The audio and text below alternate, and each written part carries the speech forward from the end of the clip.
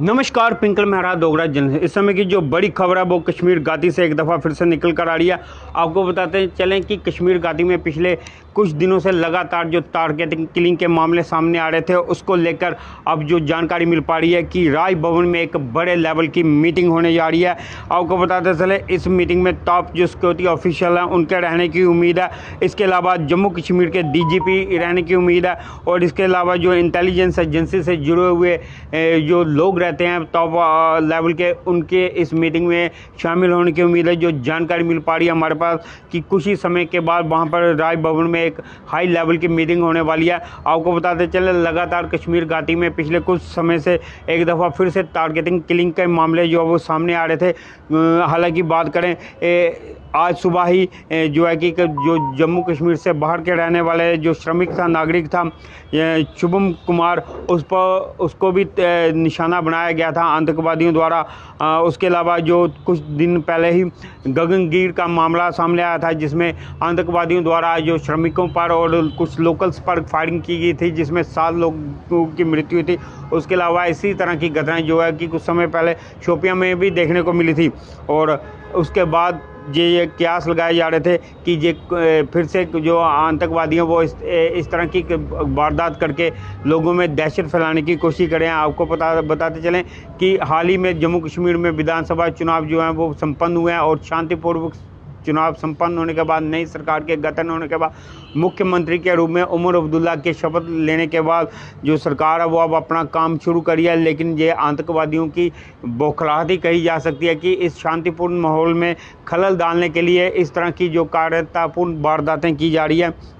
अब उन्हीं वारदातों को फिर से लगाम लगाने के लिए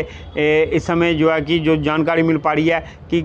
कश्मीर में राय भवन में एक मीटिंग होने वाली है। और उस हाई लेवल मीटिंग में जो जानकारी मिल पा रही है कि टॉप सिक्योरिटी ऑफिसर्स के रहने की उम्मीद है। इसके अलावा जो जम्मू कश्मीर के DGP हैं उनकी रहने की उम्मीद है और कई इंटेलिजेंस जो एजेंसीज रहती हैं उनके जो मेंबर्स हैं उनकी रहने की उम्मीद है। आपको बताते चलें कि इंटेलिजेंस एजेंसीज का बहुत बड़ा रोल रहता है इस तरह के जो आतंकवादी वारदातों को रोकने के लिए, क्योंकि इंटेलिजेंस के बेस पे ही जो सुरक्षा फोर्सेस हैं वो अपनी कार्रवाई को अंजाम देती हैं। तो इस समय जो बड़ी जानकारी आ रही है कि वहाँ पे राय भवन में एक बड़े हाई लेवल की मीटिंग होने वाली है कि किस तरीके से ये जो अब फिर से आतंकवादी जो अपना सर उठाने का प्रयास कर रहे हैं इनको कुचला जाए और घाटी में जम्मू कश्मीर में अमन और शांति का माहौल बने, जिससे कि लोगों के रोज़गार भी अच्छे तरीके से चलें और सरकार भी अपना जो विकास कार्यों के काम है उन्हें अंतिम रूप दे सके। लेकिन बहरहाल ये जो पिछले दिनों कुछ वारदातें हुई थी इसके बाद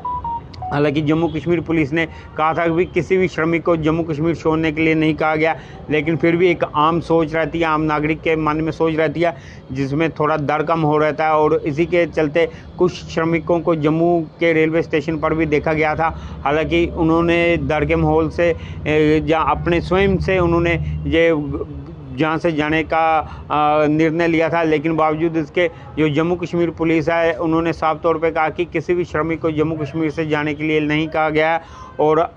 उसी के मद्देनज़र अब ये जो है कि एक राय भवन में एक हाई लेवल भी मीटिंग होने वाली है जिसमें टॉप सिक्योरिटी ऑफिशियल और DGP समेत कई सुरक्षा एजेंसियों के जो नुमाइंदे हैं वो इस मीटिंग में शामिल होंगे। और ये जो फिर से नई स्थिति पैदा हुई है जिसमें आतंकवादी अपना सर उठाने का प्रयास कर रहे हैं, इनको किस तरह से कुचला जाए इस पर रणनीति बनाई जाएगी और जिससे कि आने वाले दिनों में जम्मू कश्मीर में फिर जो माहौल है वो सुरक्षा